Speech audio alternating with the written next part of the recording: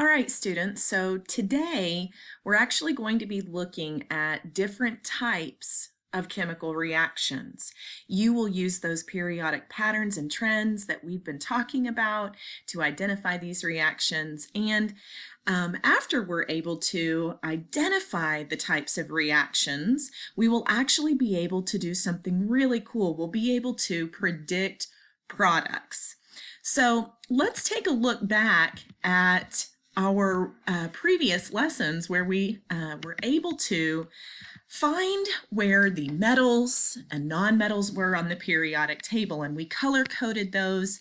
And again, this is just a reference for us so that we can always use the periodic table to aid us in our work. And when we talked about those metals and nonmetals, we said when we look at metals and nonmetals and those valence electrons and all of those periodic trends, we can identify ionic bonds and we can identify covalent bonds. So remember that when we're talking about ionic bonds, that ion means charge. So we're going to have an overall positive charge or we're going to have an overall negative charge, because in an ionic bond we have one metal and we have one nonmetal. So we have that one cation with the positive overall charge and that one anion. And that could be a polyatomic anion, so that's always an option. And then we want to always remember that those outer electrons, those valence electrons, are gained in a cation and lost in an anion to form a bond. Now, when we talked about covalent bonds, co means to share. So we have two nonmetals where those outer electrons are being shared to form a bond. So we're going to use those patterns that we have been talking about and practicing to be able to identify reactions. And all reactions can be placed into one of 6 categories. So every reaction that we look at, we're always going to be able to identify them or categorize them into one of these 6 categories. We have combustion reactions, we have synthesis, and sometimes those synthesis reactions are called addition reactions. We have decomposition reactions, single replacement, sometimes you see that written as single displacement.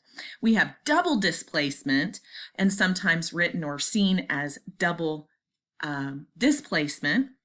And then we have acid-base reactions. And acid-base reactions are actually just a special type of double replacement reaction. So let's talk about combustion reactions first. I like to talk about this one first because I think that we're very familiar with this type of reaction. When you think of something combusting, we generally think of heat or flames or some kind of explosion. And so if you've ever had a campfire, I feel like this is something that you can relate to. And even if you have built your own campfire, you for sure understand what we're talking about here. So those reactants, those things that we combine together, will always be oxygen and some kind of hydrocarbon. And the products in a combustion reaction will always be carbon dioxide and water.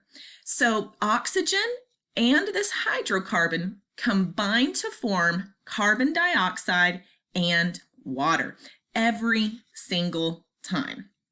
So you have an example there of a hydrocarbon, and then you can see that that hydrocarbon, so a hydrocarbon is exactly what it sounds like. We've talked about this before. It's a combination of hydrogen and carbon in a compound where we are adding to that an oxygen. And remember that those oxygen molecules are diatomic, so there's always 2 of them together. And they produce, remember this arrow means to yield, a carbon dioxide and water every time. So if you are trying to categorize a reaction and you see a hydrocarbon and an oxygen together, and you see a carbon dioxide or a water as the products, you know you have identified a combustion reaction. So that one's pretty easy because we can relate to that, especially with this colder weather and having fires, or if you've ever had fireworks, anything like that. And then the next one that I want to talk about is a synthesis reaction. And it's also called an addition reaction. So makes sense here that in a synthesis reaction, we have two or more simple compounds where they just combine to form one more complicated one. And in all of these types of reactions, we have a general form. So it's like a code. And we've talked about decoding the periodic table. It's like a code. So we have something A plus something B, and we yield, or we get, AB together. And then we have an example here of iron and sulfur combining to form iron 2 sulfide.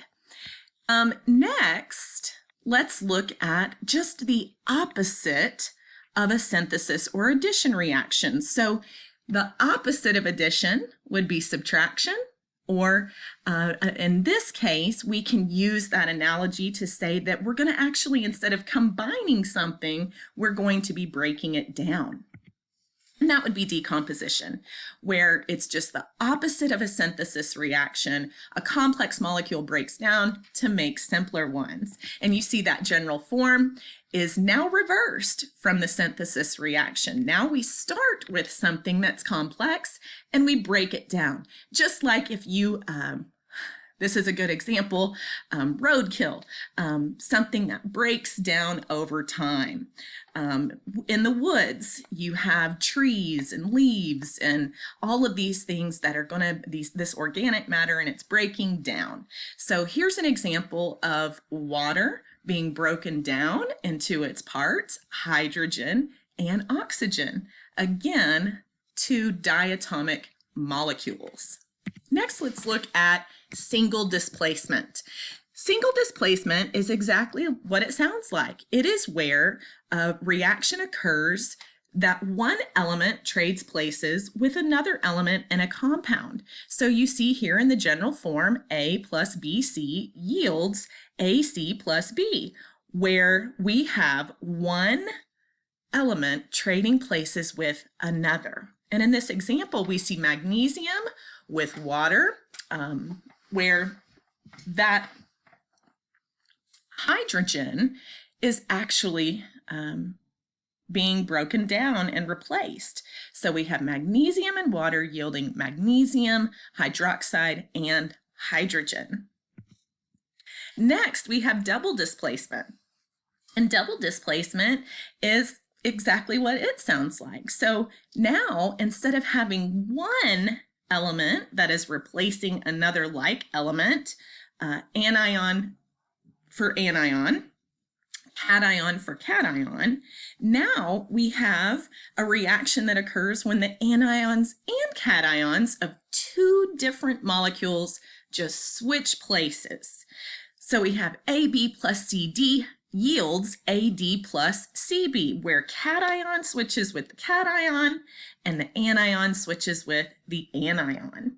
So in this example, we have lead to nitrate plus potassium iodide, and that yields lead to iodide and potassium nitrate. So just the switching of the partners.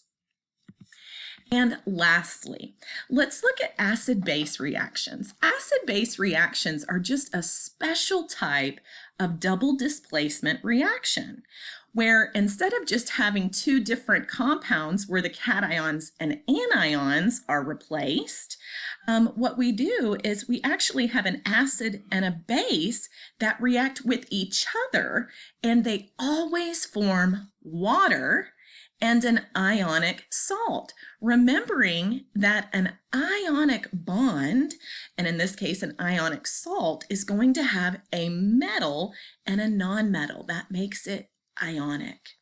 So in this general form, we have that hydrogen acid and that base hydroxide, and that is going to yield water and the ionic salt.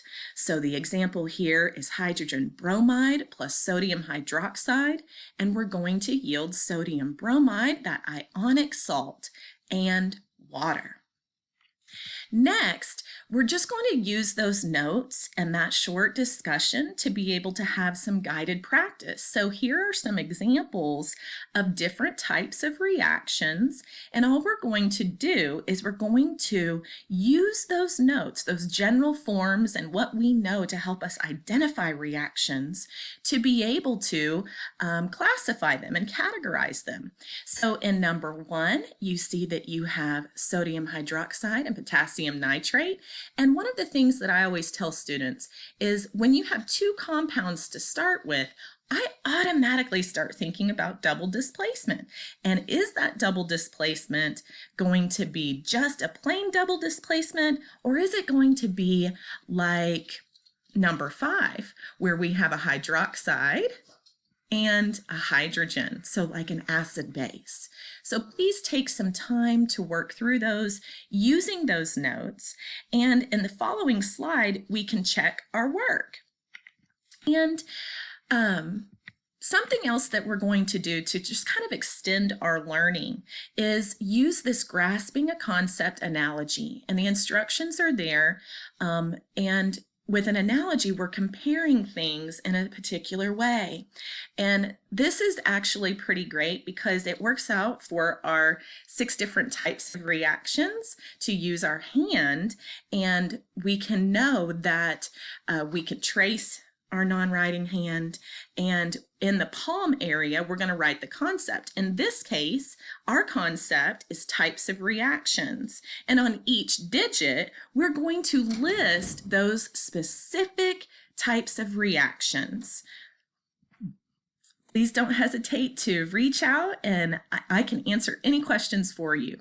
I hope you enjoy grasping a concept analogy practice. In this following slide, you can see here is where they used photosynthesis, and next to that I have provided just kind of a little reference sheet for the different types of reactions. And on the thumb we have special type of reaction, and it's not listed over here, so that's one hint. And there's only one specific type of reaction that's really kind of different, and that would be combustion. And remember that acid base is just a special type of double displacement reaction.